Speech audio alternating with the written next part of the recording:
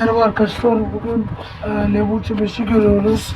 Sadece bize bakıyor, yani kameraya bakıyor ve izlenmeler ve direkt viral oluyor videosu. Nasıl oluyor ya? Abi TikTok delirmiş ya. Ya bir de nasıl izleyiciler beğeniyor anlamıyorum. Sadece Mermer şarkısı o kendisi kameraya bakıyor. Abi bence o kişilerden uzak durun.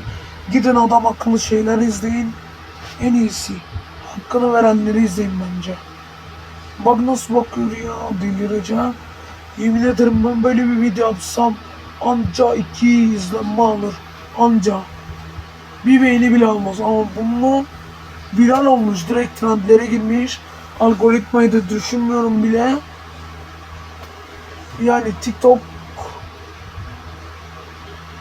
bence böyle bir videolarla viral olmaması gerek ama her neyse.